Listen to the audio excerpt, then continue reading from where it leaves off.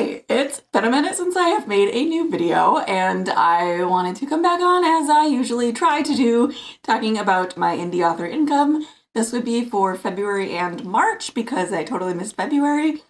It's the middle of April, I know, but we can get right into it. If you haven't seen me before, hi, my name is Lindsay Elizabeth. I'm a self-published indie author, and I do pretty much everything myself, and I do not pay for ads. So the revenue that I share in these videos is revenue. It's not completely profit because I do have other expenses because I pay for things like Adobe to make my covers and to format my books and a few other little things here and there. I will make a full expenses video so that I can link somewhere, but that will come in the future. But let's just dive right into the sales numbers. And the way that I make money is through publishing through KDP, which is Kindle Direct Publishing. It's Amazon's branch arm of publishing. I get paid for orders and for page reads because all of my books are enrolled in Kindle Unlimited, which is meaning that Amazon has exclusive rights to the ebook. It can only be sold through Amazon as of right now. In February, I had 3 books out, which are the 3 out of 4 that are out right now in my quartet. A dark fantasy with some romance series.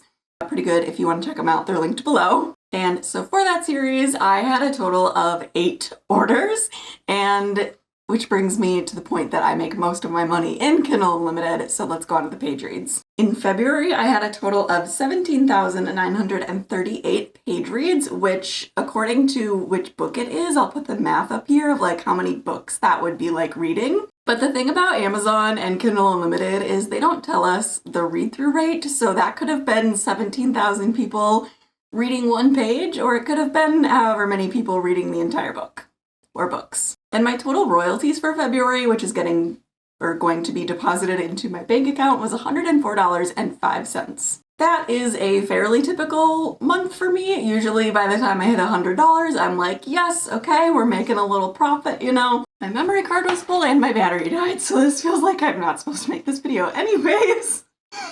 Woof! What a rough start back into my YouTube journey. Anyways, so $104.05 is what I made in February, and I'm pretty happy with that. Also, if you're new here or you need a little reminder, I basically just do self-publishing because I enjoy like literally all of the aspects of it. I have a degree in marketing and minors in graphic design and creative writing, so literally like all of my passions and hobbies and things I went to school for are all wrapped up into one thing. So I just gotta do this for me on the side. I also work a 9-to-5 job, so I'm not reliant on this $100. Thank goodness. But yeah, it's just a fun thing for me. But now we can move on to March. And in March, I actually had 4 books out because I released this standalone Hades and Persephone retelling. It's spicy. It's just fun romance. I was kind of writing it between my series when I didn't really want to focus on that or like wasn't really inspired to. So I released this Crowned by Death at the tail end of March. It was actually on the spring solstice, which was sort of planned. I wanted to make it happen by then, and it did. So Crowned by Death is now out. So in March, I had 9 total orders, and 7 of them were for the new book, Crowned by Death, so that was really fun to see. And I had a total of 30,020 page reads, and so broken down by book again, this is like how many books that would be. But that is quite the jump from 17,000 to 30,000, so that was really exciting to see. Just a little extra love, you know. I enjoy it. It's fun. Even though this is just kind of like a side hobby for me, I do really enjoy the money aspect, even though it's not like an exorbitant amount. But that's also why I make these income videos, is just so you guys can kind of get an idea of like what an author could make, even just as like a side hobby. And my royalties for March were $142.41. In these income videos, I also do like to throw in a little bit of like what I did for marketing or like what I think led to sales or didn't lead to sales, things like that.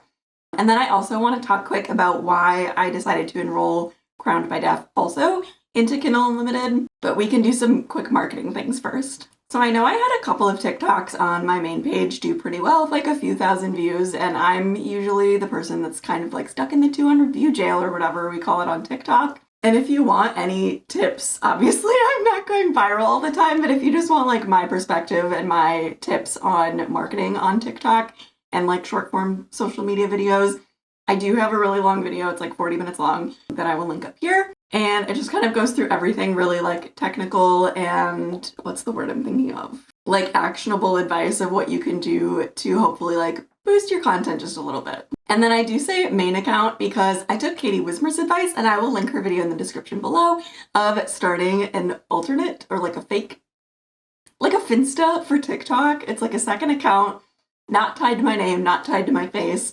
I literally just use it to post photo carousels with hooks of my books. I love when things rhyme. And then some hashtags and a little caption with the book, you know, title information, where to get it.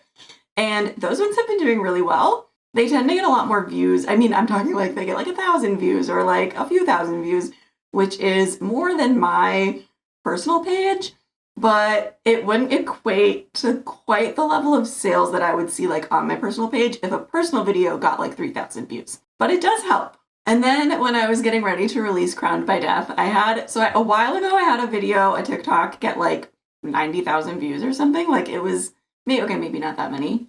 I'll put the real number here, put the screenshot here. But it did really well. And then I was like, you know what? As soon as this book's out, I'm just gonna like repost that video. I download it, I re-add text to it, and I reposted it. And it did pretty well again. I think it got like 15,000 views. So I think if I do a few more videos with like this same or similar hooks, I think I could get a few more sales out of that. And then also when Crowned by Death came out, I emailed my newsletter, and I will put the stats up here. I actually haven't even checked it since I sent the email, but I know I had a few opens right away, so that was pretty promising for me. I don't have a huge email newsletter, but it is definitely worth doing it. Moving on to why I went into KU with Crowned by Death. I initially was very back and forth. I really wanted to try going wide and doing like draft to digital, going through there or something similar. If there is something similar, I don't know. Draft to digital is the one that I know that you put in your book and it sends it out to all the different publishing platforms as ebook. And the marketer in me, I love a good little experiment. I kind of wanted to see like what the difference would be if I put something wide versus in KU, how the royalties match up, and just seeing like what the experience would be. But then the more that I thought about it, the more I was like, but like romance as a genre does really well in Kindle Unlimited, and then just like life things started happening. As you can tell, I haven't been on here for a minute. So it's just been really wild, and for now, I just want to keep my publishing really simple, and Kindle Unlimited was kind of the way to do that. There was a little bit of a wrench thrown into everything when people started boycotting Amazon, and thus started boycotting Kindle Unlimited because they didn't understand the ramifications that it actually has on indie authors and not like Amazon corporate billionaires. Because they are not hurting, trust me, when you cancel your Kindle Unlimited subscriptions.